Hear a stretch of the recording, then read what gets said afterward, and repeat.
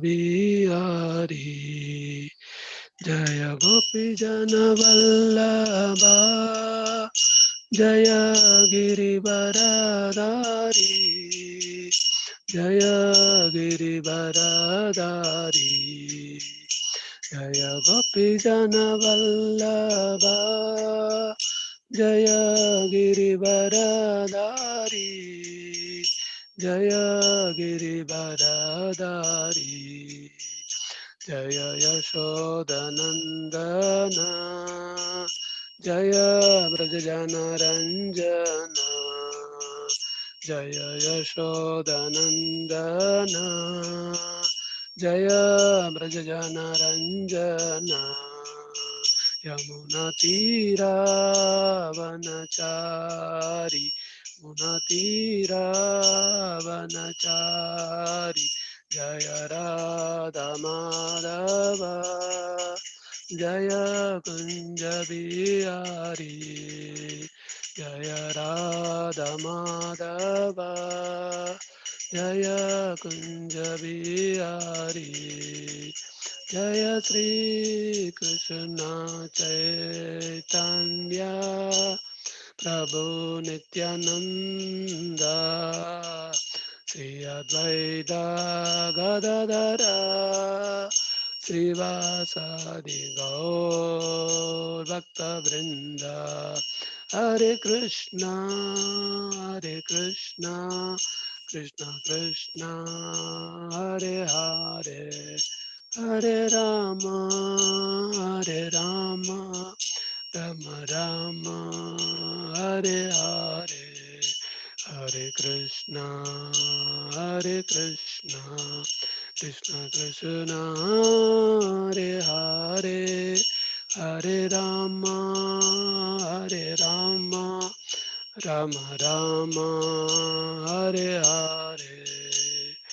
Hare Krishna, Krishna Krishna, Hare Hare, Hare Ram, Ram Ram, Hare Hare. Hare Krishna, Krishna Krishna, Hare Hare, Hare Ram, Ram Ram. Hare Krishna, Krishna Krishna, Hare Hare, Hare Rama, Rama. Rama Rama, Hare Hare, Jaya Jagannatha, Jaya Baladeva, Subhadra Devi, Jaya Sudarshana, Jaya Radha, Krishna Chandra Radha, Krishna Chandra Radhe, Jaya Lakshmi Narasimha, Jaya Ananta Dev, Lakshmi Narasimha, Jaya Ananta Jaya Gauranita, Jaya Gauranita, Gauranita, Jaya Gauranita, Jaya Jaya Prabhupada, Prabhupada, Prabhupada, Prabhupada, Jaya Jaya Gurudev, Gurudev, Gurudev, Gurudev. Shri Shri Jagannath Baldev सुभद्रामैया की जय, गौर निताय की जय, श्रील प्रभुपाद की जय। ओम नमो भगवते वासुदेवाय, ओम नमो भगवते वासुदेवाय, ओम नमो भगवते वासुदेवाय। नारायणं नमस्कृत्य नरं चैव नरोत्तमं देवीं सरस्वतीं व्यासं ततो जयमुदीरये। नष्टप्रायेषु अभद्रेषु नित्यं भागवत सेवया भगवती उत्तमश्लोमे भक्ति भवदे नैस्तिके। मुखं करोति वाचालं पङ्गुं लङ्घयते गिरिं तत्कृपादां वन्दे श्रीगुरुं श्रीराधारणं। Hare Krishna.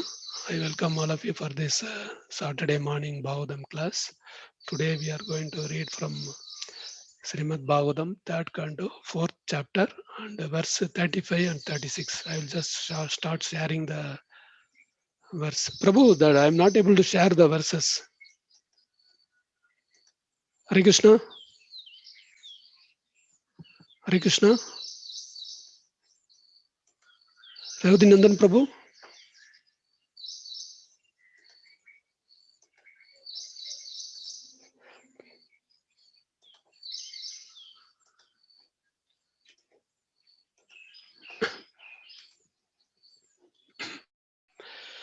So Srimad Bhagavatam, third canto, fourth chapter, 35th verse.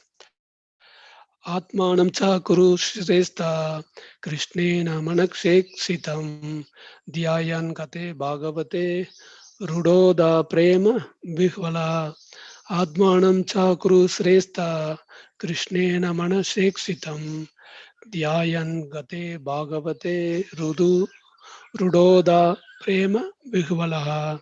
Atmanam cha kuru shrestha Krishnena manaksheksitam Dhyayan Kate Bhagavate Rudoda Prema Vihvala. Uh, Translation, word to word translation, Atmanam, himself, Cha also, Krush Resta, O best among the Krus, Krishnena by Krishna, Manasa by the mind, Ikshritam, remembered, Dhyayan, thus thinking of, Gate, having gone, Bhagavate, of the devotee, Ruroda cried loudly, Prema Vihvalaha, overwhelmed by the ecstasy of love. Translation and purport by His Divine Grace A.C. Bhaktivedanta Swami Srila Prabhupada Ki Jai. Understanding that he was remembered by Lord Krishna while quitting this world, Vidura began to cry loudly, overwhelmed by the ecstasy of love. Purport. Vidura was overwhelmed by the ecstasy of love when he understood that Lord Krishna, the Supreme Personality of Godhead, thought of him at the last moment. Although he thought of himself as insignificant, he was remembered by the Lord by his causeless mercy. Vidura accepted this as a great favor and thus he cried. This crying is the last word in the progressive path of devotional service. One who can cry for the Lord in love is certainly successful in the line of devotional service. So we'll also read the next verse 3.4.36. Kaliyantiya Katibi Siddha Ahobir Baradar Sabha Prapatyata Swa Saritam Yatra Mitra Sudomuni Kalindya Kadibi Siddha Ahobir Baradar Sabha Prapatyata Swa Saritam Yatra Mitra Sudomuni Kalindya Kadibi Siddha Ahobir Baradar Sabha Prapadyata Swasaritam Yatra Mitra Sudo Muni. Word to word translation. Kalindia on the bank of Yamuna. Katibi, a few. Siddhe, being so past. Ahobi, days. Bharada Shaba, O best of the Bharada dynasty. Prabhatyata, reached. Swasaritam, the celestial water of the Ganges. Yatra, where. Mitra Sutta, the son of Mitra, Muni sage. Translation and purport.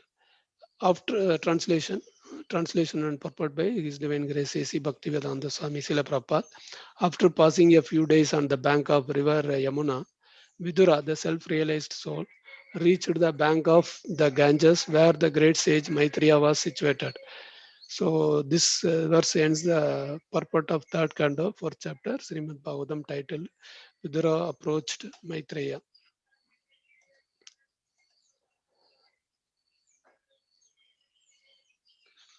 ओम अज्ञानतिमिरन्धस्य ज्ञानाञ्जनशलाकया चक्षुरुन्मिलितं येन तस्मै श्रीगुरुवे नमः श्रीचैतन्यमनोभीष्टं स्थापितं येन भूतले स्वयं रूपा कदा मह्यं ददाति स्वपदान्तिकं वन्देऽहं श्रीगुरु श्रीयुतापदकमलं श्रीगुरून् वैष्णवं च श्रीरूपं साग्रजातं सगण रघुनाथान्वितं तं सजीवं साद्वैतं सावधूतं परिजनसहितं कृष्णचैतन्यदेवं श्रीराधाकृष्णपादान् सगण ललिता श्रीविशाखान्वितं च हे कृष्णा करुणा सिंधु दीन बंधु जगतपते गोपेश गोपिया कांदा राधा कांता नमस्ते तप्त कांचन गौरांगी श्री राधे वृंदावनेश्वरी वृषभानु सुदे देवी प्रणमामि हरिप्रिय वंचाकल्पतरुश्च कृपा सिंधुभ्यः च पतितानां पावनेभ्यो वैष्णवेभ्यो नमो नमः नमो विष्णुपादाय कृष्णप्रसादाय बुदले श्रीमती भक्तिवेदांत स्वामी इति नामिने नमस्ते सरस्वती देवी गौरवाणी प्रचारिणी निर्विशेष शून्यवादी पाश्चात्य देशधारिणी जय श्री कृष्ण चैतन्य प्रभु नित्यानंद श्री अद्वैत गदाधर श्रीवासादि गौर भक्त वृंद हरे Krishna Krishna Krishna Hare Hare Hare Ram Ram Ram Hare Hare Hare Krishna. I welcome all the devotees for this Saturday morning Bhagavatam class. So today we have read the two slokas 3.4.35 and 36. So in this verse, this part of the Bhagavatam is about uh, Vidura is meeting Uddhava, then he is going to meet Maitreya. So in this 35th verse, it is mentioned about Vidura when Lord Krishna, after this Kurukshetra war, uh, he comes to Prabhasha Kshetra, where many of the demigods who descended in his pastimes. Actually, initially, Lord has asked his devotees, some from spiritual world, some from heavenly planets. He has invited them to appear in this material world to go ahead with this pastimes. So whoever has taken come from a spiritual world, they all were there in Dwarka. And when Lord leaves, along with Lord, they also leave. And whoever has come from heavenly planets, the demigods, they are all supposed to go back to their to execute their uh, duties. So what he does, what Krishna he calls this demigods to this Prabhasha Kshetra, that is a holy place, where he makes them to misbehave with great I mean sages, Narada, Devala, like that. Many sages many sages they assemble there. These people, these associates of Krishna, they just to play with him. So the sages curse them that you will die in short time, like that. So then Lord makes them to creates infighting among them, and in the infighting they themselves all killed. Then afterwards, they so killed means they after that they go to heavenly planet to execute their works. They go back. So Lord and his the Lord meets Uddhava, and he tells all the spiritual knowledge, because what is Uddhava is Lord's cousin, and he Lord Krishna he tells all the spiritual knowledge. He transfers all the spiritual knowledge to Uddhava, and he tells Uddhava, after my leaving, then you can give this knowledge to all the people, like that. Actually, Uddhava also wanted to leave to Goloka along with Krishna, but Krishna says, no, no, you please wait there. Actually, I have shared my this one Leela with all my relatives, but unfortunately I could not go to Batari ashram. So you please go there and tell all this knowledge, like that. He tells. So when Lord Krishna was sharing this spiritual, all devotional activities and all these knowledges, one Maitreya Muni also was there. So Maitreya Muni was he was not a pure devotee, but he was having some jnana inclination, that is mental speculation, that inclination he had. But after hearing this spiritual knowledge directly from the lotus mouth of Lord Krishna, so Maitreya Muni has become a he also has become a bhakta. He has also become a pure devotee of the Lord. And then after hearing, but my Lord Krishna mainly tells to Uddhava. And by the side, Maitreya also is hearing these pastimes. After hearing this, then the Maitreya he leaves and he goes. This is all happens in the Prabhasha Kshetra, that is close to Yamuna. Then from there, Maitreya leaves. He goes to Haridwar. So he is going to Haridwar and he is staying there. Then after then Lord also leaves after instructing Uddhava. Lord also leaves this planet, and Uddhava is there. Then by the time Vidura comes there, and when Vidura comes, then Uddhava says, when Lord leaves this material world, he was thinking about you, like that. Uddhava tells Vidura. So Vidura started crying. Oh, Lord is so merciful. How much love he has towards me, like that. He is crying. Actually, one past times we heard from Mahabharat, when this Kaurava and Pandava war was about to happen. Then Pandava side, they try to the extent possible. They try how to we can avoid this war, Kurukshetra war, how we can avoid. So they are requesting Krishna to go as a peace messenger to Kaurava's camp. You go there and try to talk to them so that this war can be avoided. So when Krishna that time this Duryodhana of Kaurava side is requesting this Krishna, oh Krishna, I made a delicious feast. So please come to my palace. You can have a nice lunch like that. Duryodhana is asking Krishna, but that time Krishna says one important thing. Krishna says, "See, I'm not Duryodhana. I am not hungry, and you are also not having any love for me. See, this is very important. Prabhupada often used to tell if somebody has to eat food, then about prasadam, Prabhupada tells prasadam means even after we take nice food, our stomach is full also. If we see the prasadam, we should have the feeling of eating again. That much it should be palatable. The prasadam means. That's what Prabhupada says. After eating food, normally our stomach is full, then we don't feel like eating. But prasadam is such a great thing that if you see prasadam such nicely it's prepared, if you see the prasadam, if you start feel like eating again, that is called prasadam. So it is so nicely made, and the Lord has taken, and so it is very very palatable. That's what Prabhupada says. So here Krishna says to Duryodhana that if I have to eat, one thing is I should be hungry. I am not hungry. And the second one is you should have any affection for me. That also it's not there. Then why should I eat? Like that, Krishna tells Duryodhana, because in the peace talk, Duryodhana didn't accept. So this Krishna refuses to eat in Duryodhana's camp in his palace. Then afterwards, actually, Krishna is very hungry. Then he goes to Vidura's house.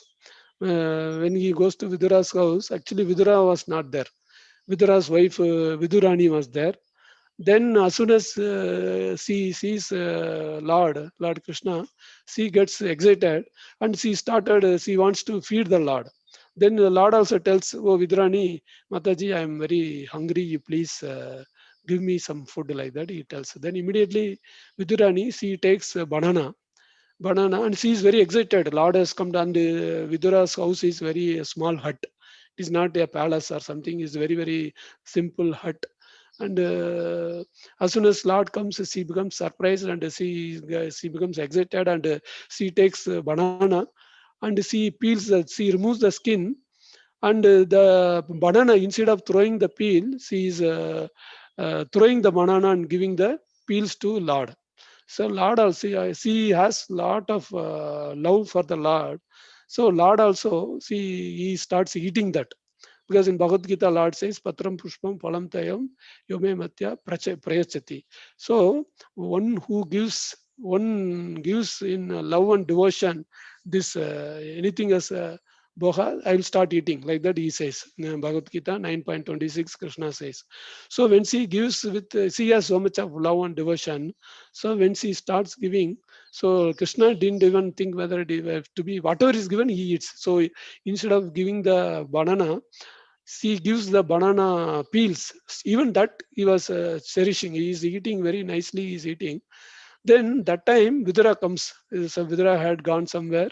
He comes back, and after seeing that, he is telling, "Oh Vidurani, what you are feeding like that?" Then she understood the mistake. Then she think, "Oh sorry," like that. She tells, and she starts afterwards throwing the peel and start giving banana.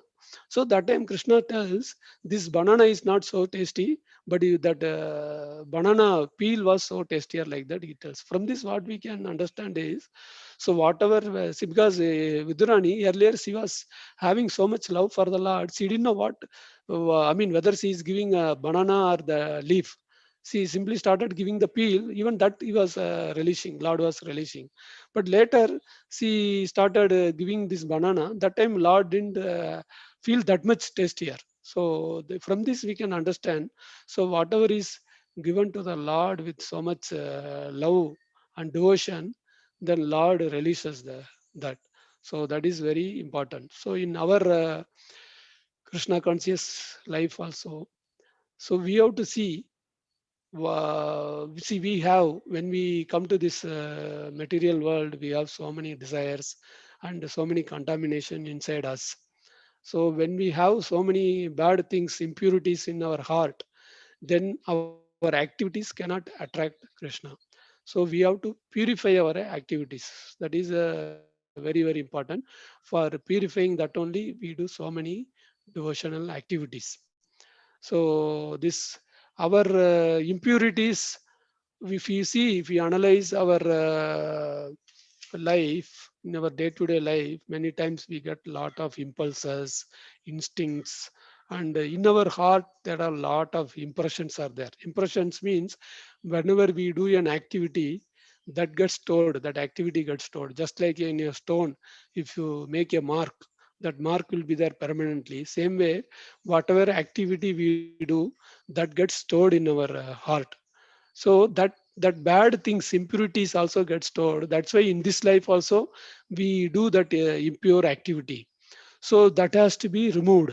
So this whatever impressions are there, that that harasses us, actually that makes harassment to us. It forces us, you want doing, you do like that. Even sometimes, even if we don't like to do also, these impressions, it forces us to do. So we should understand, we can understand important one difference is instinct and impulses.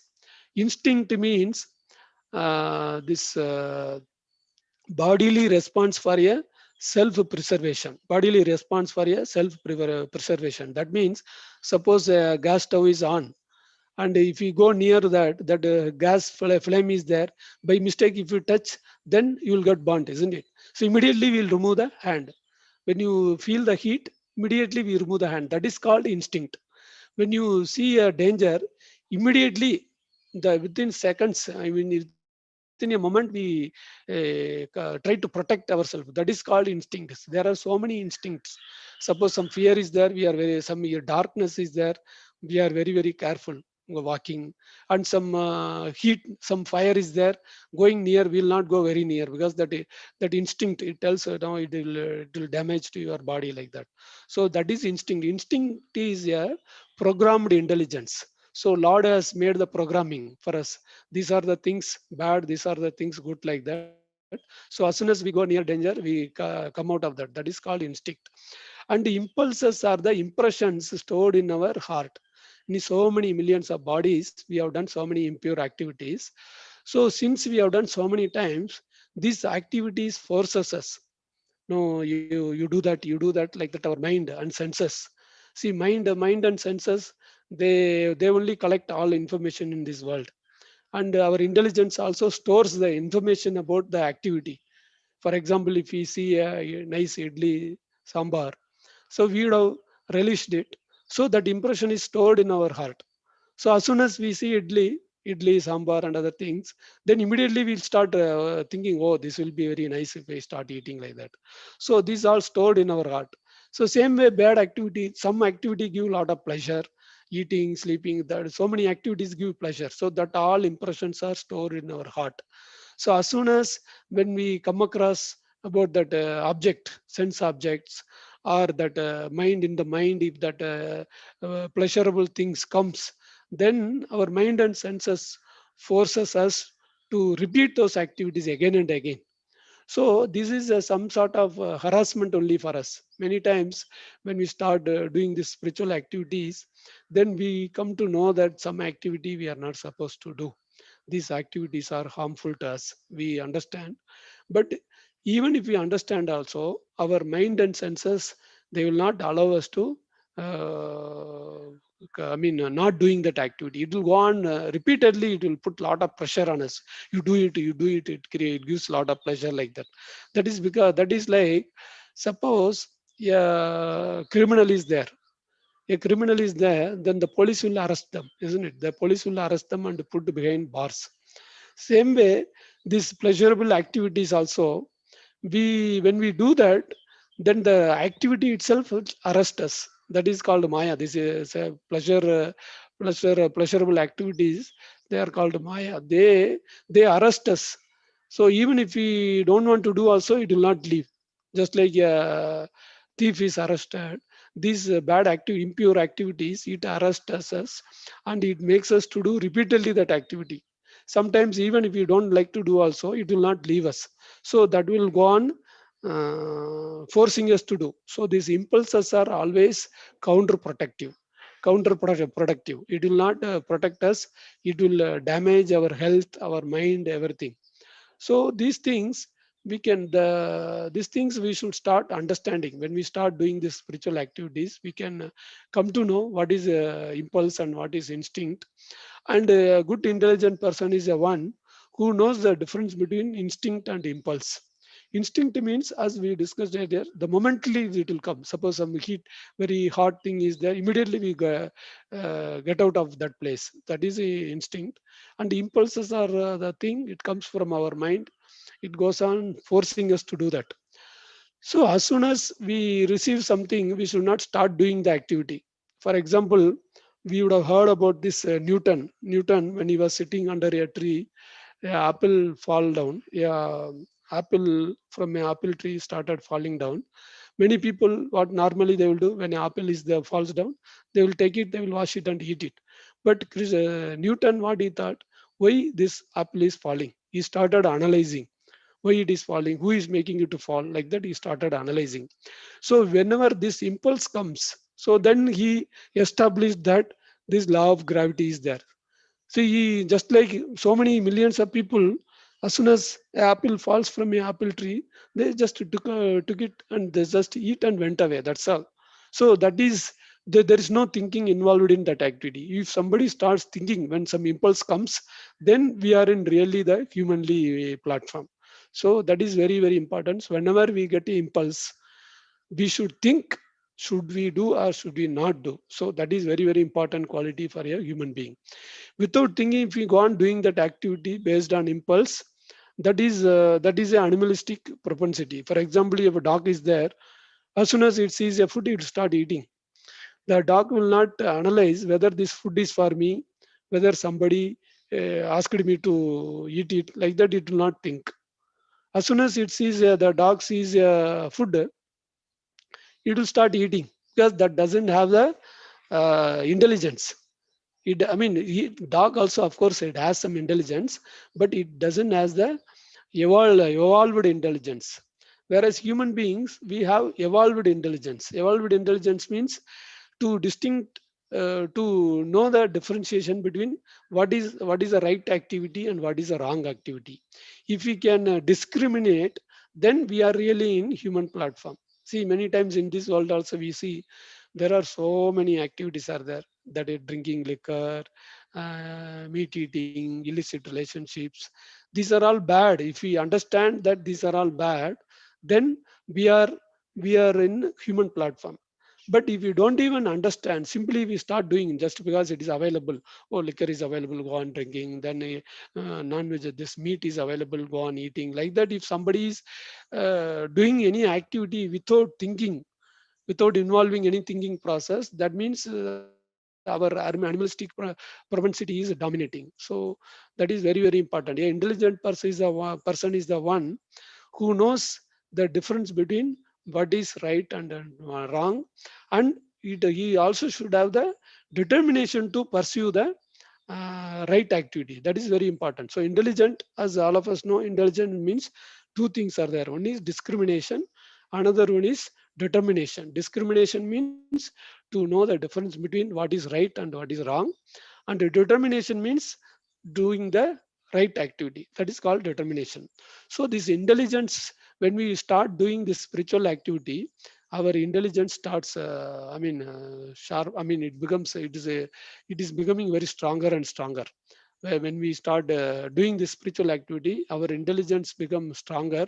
Then we can pursue the right activity. So many times when we see in this world, we see many people, they do so many sinful activities because their intelligence is not evolved. Their consciousness is very low. The consciousness is no low means, why our consciousness is low means, we all, as we study Prabhupada books, we can understand, we are all different species. There are 80, as per Shastra, there are 84 lakhs different species of lives are there. So before coming to human body, we would have been in some animal body.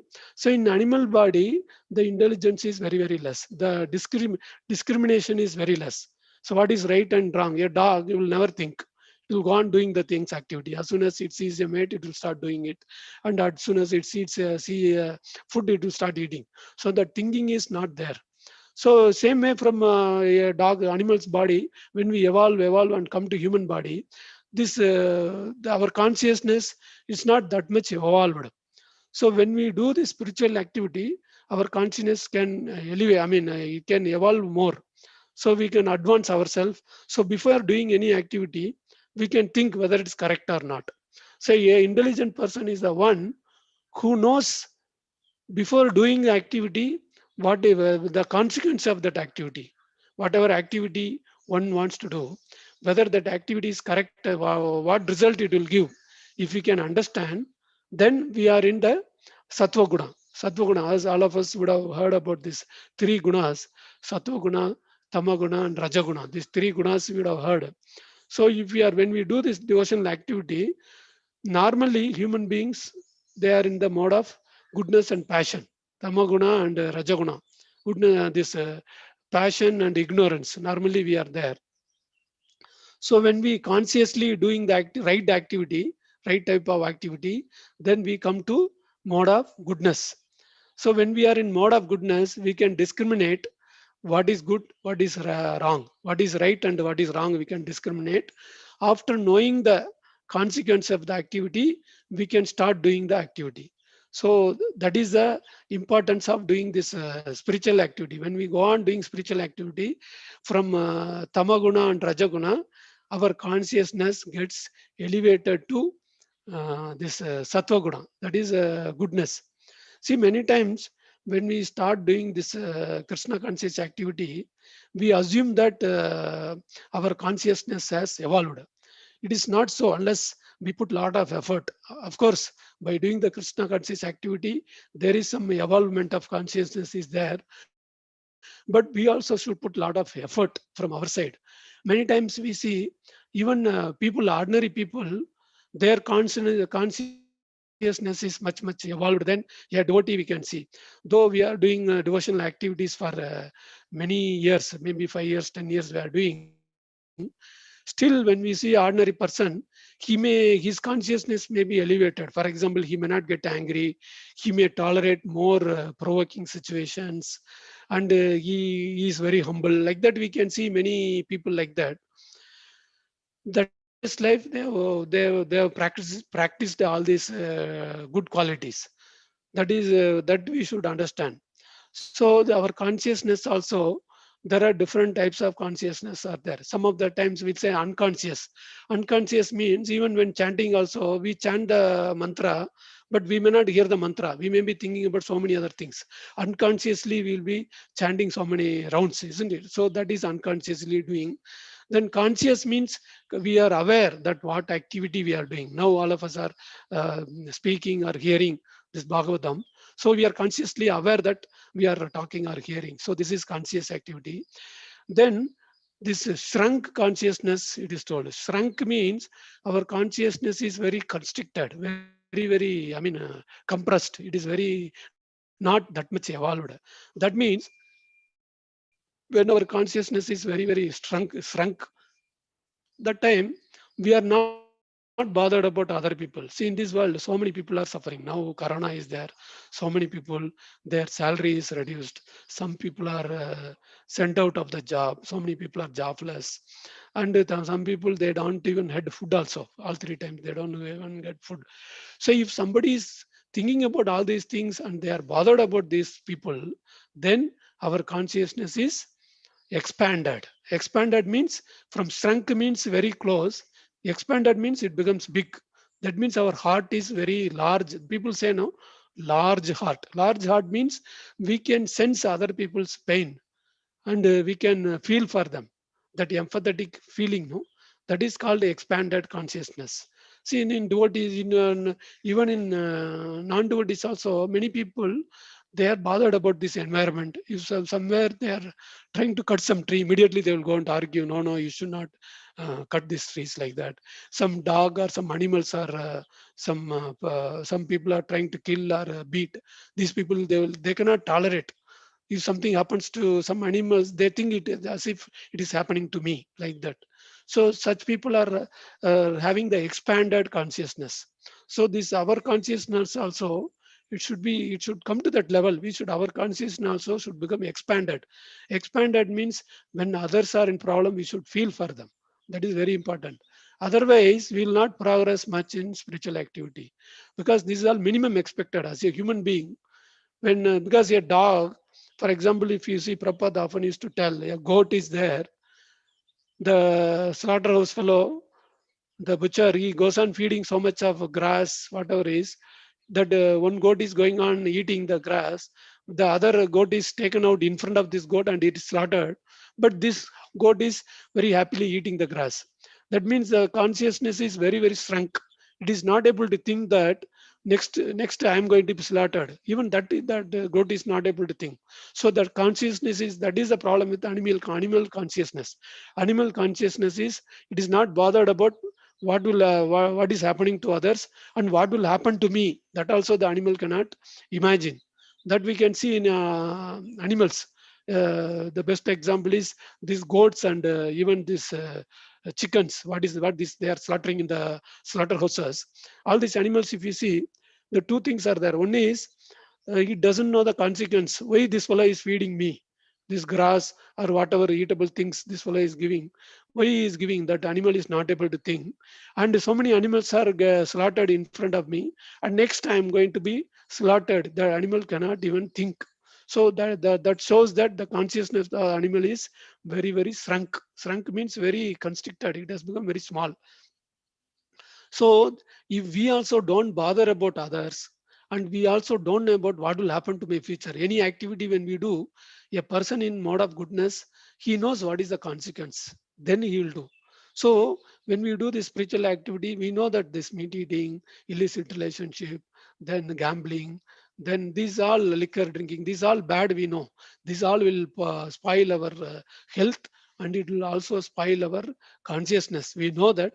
That's why we don't know, because we know the consequences, so we don't do. So we are in mode of goodness. But many people, they don't know the consequences, so they do. That means they are in the mode of ignorance. Then some people, they know the consequences, but still they cannot give up that activity. That means they are in the mode of passion. Passion means they know that some things are bad, but they cannot give it up, because that activity, that pleasure, whatever pleasure is there in doing that activity, that is driving them. That is what impulses. Impulses means from inside our mind and senses, it is forcing us, though we don't want to do. We are forced to do. See, many times we don't want to get angry. That impulses, it forces us. No, he is talking like that, you get angry like that, then get less desire. So many impulses are coming, no? So these all we have to give it up.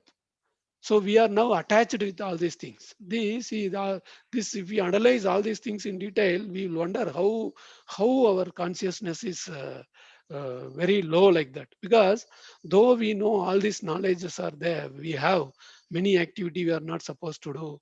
Many things are bad for our consciousness. Still, we are forced to do, because we have attachment for all these things. Getting angry, this lusty, this envious of others, and puffed up pride, feeling proud of oneself. These are all, we have the attachment. We are not able to give it up. These all impressions are there in our mind and heart. It is there. We are not able to give it up. So when we do this spiritual activity, and this chanting, hearing, then eating only prasadam, like that, when we go on doing all this spiritual activity, our consciousness get elevated. See, elevation means once we start developing love towards the Lord, that is called elevated consciousness. That is, in this world, there are two types of relationship. One is horizontal relationship, another one is vertical relationship. Horizontal relationship means having relationship with our family members, society, our neighbors, relatives. When we want to have nice relationship, that is called horizontal relationship. And when we want to have relationship with Lord and his devotees, Lord Krishna and his devotees, we want to have relationship, that is called vertical. Vertical means going up. Horizontal means having relationship with fellow human beings. So both are important for us. We cannot live only with elevated relation, I mean vertical relationship. We cannot have a relationship with only with the Lord, and we cannot neglect a relationship with fellow human beings. And many people, this common people, other than devotees, if you see, they have only the horizontal relationship. They have a relationship with their family members, relatives, the society members. They don't have they don't have the, they don't know the importance that they should develop relation. They should have vertical relationship also. Vertical relationship means trying to develop relationship with Lord and his devotees. So see, these both are important. So when we have expanded consciousness, that is feeling for others suffering, that time our horizontal relationship will increase, because we feel for others, we try to help others. Such activity when we do, our horizontal relationship increases. So when we try to do spiritual activities and try to learn about the Lord and other things, then our consciousness become elevated consciousness. When we try to develop relationship with the Lord, that is called the elevated relationship. When we try to have relationship with our fellow human beings, this is uh, horizontal relationship, that is expanded consciousness. So this is both are important. So when we do this spiritual activity, we should try to learn all these things and try to improve. We should put effort from our side. Then Lord's mercy will come. Even in Damodar Arti every year we do now during Damodar month. Damodar, at that time also we say now there are two things. One is our endeavor. The next, Lord's mercy. So when we put our endeavor, then Lord's mercy comes automatically. So many times our devotees also tell, oh Prabhu or Mataji, you please bless me like that. See, blessing, this all there in all spiritual instructions, what we read in Prabhupada books and what we hear in many lectures. This all blessings are there in the instructions. When we do that, when we implement that instruction, when we start practicing those instructions, then the blessing comes automatically. See, our Guru gives instructions, and Prabhupada has given so many instructions in the books. So when we start practicing that, all those things, the blessing comes automatically. It's not that blessing means somebody has to physically come and bless. Oh, you live long, or you progress nicely in spiritual world, like the spiritual activities like that. It's not that physically somebody has to do. All these things are covered in the spiritual instructions given. So when we start doing that actions, the spiritual activities, automatically we get blessed by. So though Prabhupada is not physically present with us, his blessings are there in all his instructions. Whatever Prabhupada book is there, when we read, try to understand and try to practice, and when we practice that, the blessing of Prabhupada comes automatically. So we should not think now Prabhupada is not physically present, how I can progress. My Guru is not physically present near me, like that. We need not worry, because their instruction is always there in the form of books or in the form of lectures. It is always there. So we have to just hear or read and understand and try to practice daily. We start practicing those things, then we will get their blessings automatically, and we'll start advancing. So this we should always remember before doing any activity, that we should try to know what is the consequence of that activity. For example, we are doing chanting. So when we chant, what happens? The consequence is our heart gets cleansed. Now our heart is filled with so many impurities. So many impurities. It is not even this lifetime. In so many lives, in so many bodies, animalistic bodies or human bodies with low birth. So many things we would have accumulated. So many impurities we would have accumulated in our heart. So these all have to be removed. So this will get removed when we do this, when we chant the holy name of the Lord, because Lord, holy name of the Lord is non-different from the Lord himself. So the Lord is a person, he is very, very pure. And we, our heart may have a lot of impurities. When we associate with the pure person, then our hearts also gets cleansed. So that is what happens when we chant when we chant and try to hear the holy name of the Lord. For example, uh, our heart, it is now, it is a lot of darkness is there, impurities are there, means lot of darkness is there. Just like if sun arises, when sunlight comes, suppose this room is there, it's very, very dark. As soon as I switch on a light, then this room becomes very, is illuminated. So this we can start seeing what is there. So when light comes, the darkness goes away. But when light is there, the darkness cannot come in. So see, now this much illumination is there. Now your darkness cannot come. No, I will also exist like that. Your darkness cannot exist when sunlight is there. Same way, when we hear this Bhagavatam, Bhagavad Gita, all these messages, and these are all illuminating things. When these illuminating things are with us, then the darkness, the ignorance will go away. So as we discussed, normally human beings in the mode of ignorance and passion. So when we hear all these spiritual instructions, they are all pure instructions. They are illuminating. So this will illuminate our heart. Illuminate our heart means all our bad things will go away slowly. Suppose when the room is illuminated, then we can come to see what are the things are there in the room, isn't it? In this room, some door is there, some handle is there, some suitcase is there, so many things we are seeing. Same way, because light is there, we are able to see. Same way, when we hear the spiritual instructions, Bhagavad Gita, Bhagavatam, this all when we hear, then we can know what are the impurities. The impurities are there in our heart. These impurities we have accumulated in millions and millions of bodies in our previous birth. We have accumulated. See, now by Lord's mercy, we came to know about this Krishna conscious, and we are trying to practice. So when we start practicing all these things, then first we see these are the impurities we have. The first level is seeing that. See, before coming to Krishna conscious, many times we would have got angry, we would have become lusty, we would have become puffed up, we would have been envious of others. These all the six anarthas, we were maybe always under illusion. These all would have been there. But we would have never thought it's bad. It's okay, everybody's having. We normally see nowadays, we see what other people are having. I'm also having, there's no problem, we'll think, isn't it? So everybody is getting angry, everybody is lusty, everybody is puffed up. See, nowadays in this material world, normally people, when you start interacting with normal people, immediately they will start glorifying about themselves, or their family members, or their children's, or their family. They will start glorifying. Oh, I'm great this much. My son is like that. Daughter is like that. They will go on glorifying it.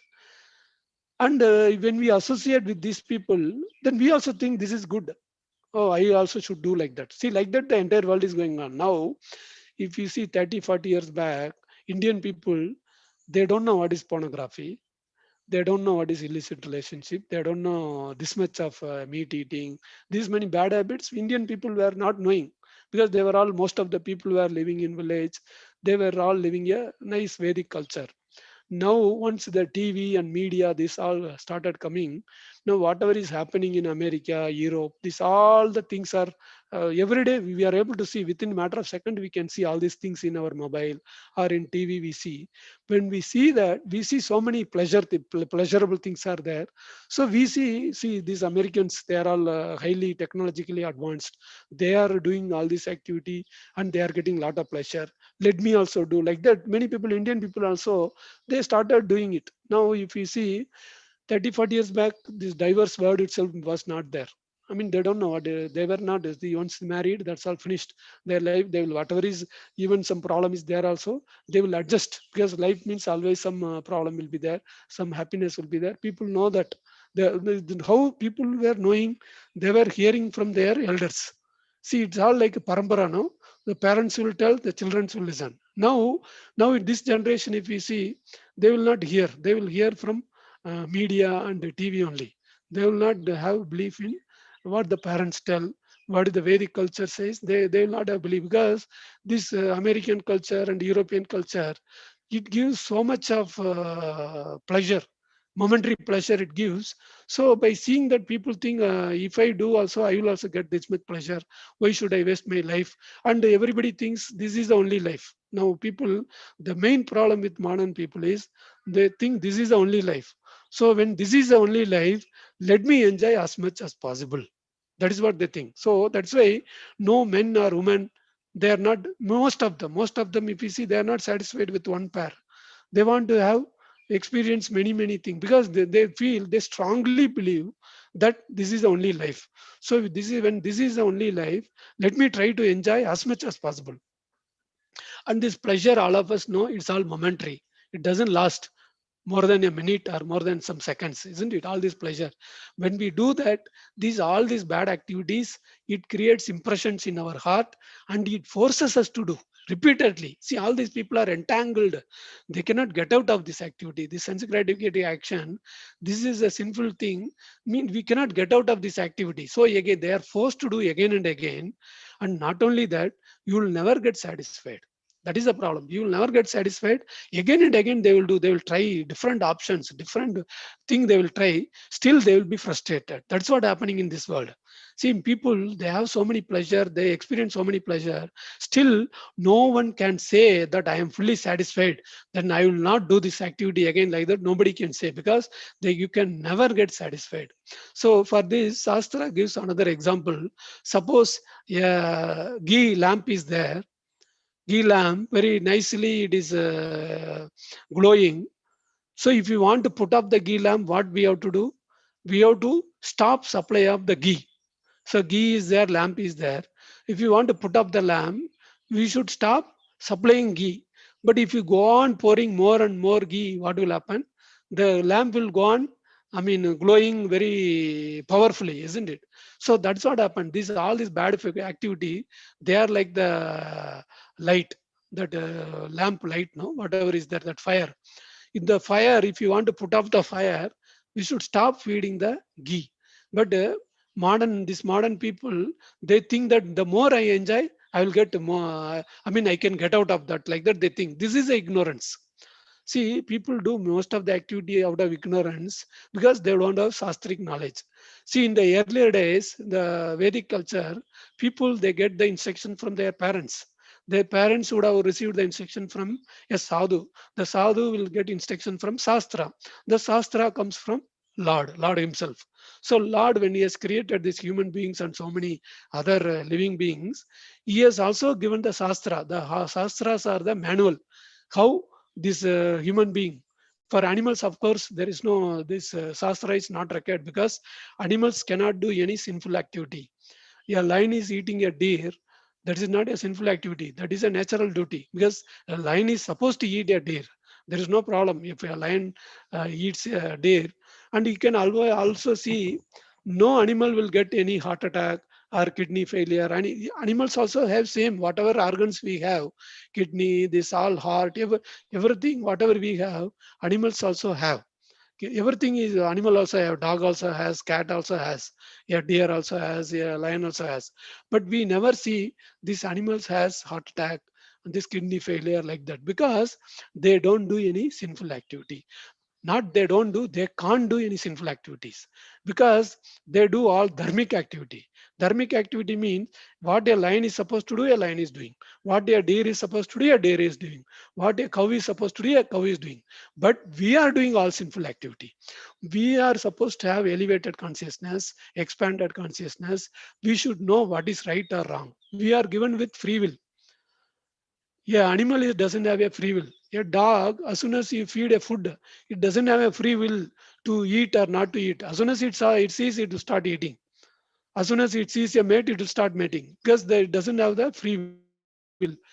That will do naturally, and it doesn't do any family planning activity and other things. Whereas in human life, we, just because we have elevated consciousness, we have expanded consciousness, we have more intelligence, they try to invent so many scientific things to stop, you stop the consequences of the activity. See, always we should remember, we have every right to do any action, but the reaction is not in our hand. We should understand that when somebody is indulging in a activity, that reaction is not in our hand. That is what that we should understand. But many times modern people, they don't understand they understand the consequences also. They think they can control. That's what happening. See now, if somebody is trying to involve in a activity, man woman relationship, the consequence is a child will this one, isn't it? They will get impregnated. But people artificially, they try to stop the consequences. That is why they get the reaction. So many frustration comes, so many disease comes to human beings, because we are doing adharmic activity. When we do dharmic activity, there will not be any, I mean, bad reaction. Only good thing will happen. So because this killing an animal and eating, that is a sinful activity. So that is action people do. So the reaction will be there. So that is very, very important. So as a human being, we should try to know what is the consequence of our actions. Then if we start doing it, then our life is successful. Otherwise, without knowing the consequences, if you do activity, then our life is not successful. Then we will get the reactions. So now it is 9 o'clock time out. I will just summarize what we were talking in a short time, and we can wind up. So we were talking about this Vidura. We came to know that Krishna, when he left this planet, he remembered about Vidura, because the Vidura, Lord Krishna had a lot of pastimes with Vidura. So when Vidura came to know that from Uddhava actually Uddhava only tells these things. So when Vidura came to know that Lord remembered him, he started crying. Oh, Lord is so merciful. He is remembering me, though I am not a very significant person. Lord is remembering me, like that. He thought, and he started crying. So related to that, in our life also, if Lord has to remember, we have to remove the impurities in our heart. So many impurities are there. Impurities are mainly the six anarthas: kama, krodha, lobha, moha, mada, matsarya. These six anarthas are in our heart.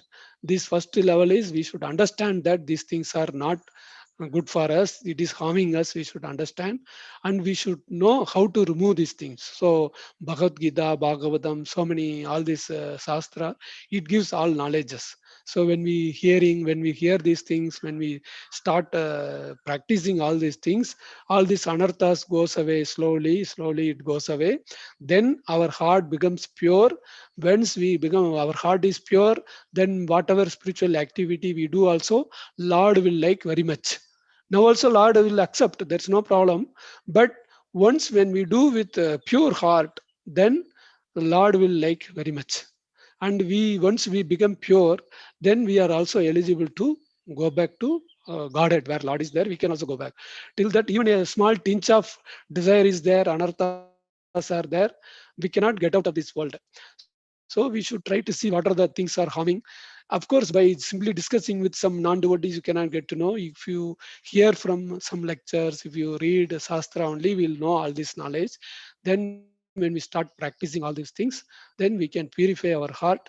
Then once we become pure, then we can go back to Godhead. So thank you very much, all devotees. If you have any comment or doubt, we can ask. Otherwise, we can wind up. Thank you very much, all devotees. Grandraj Srimad Bhagavatam ki jai, Srila Prabhupada ki jai. Thank you.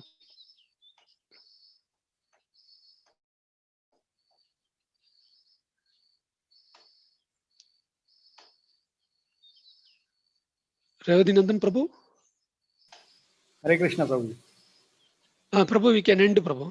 Huh? Okay, Prabhu. Thank you, Prabhu. Okay. Thank you, Prabhu. Hare Hare Krishna Krishna. Hare Prabhu Krishna. जी, दंडवत प्रणाम प्रभु जी, सभी को Thank you, Hare Mataji. Hare Krishna. Krishna. Thank you, Sunita Mataji. Thank you, Poonam Mataji. Susmita Mataji. Thank you very much. Hare Krishna.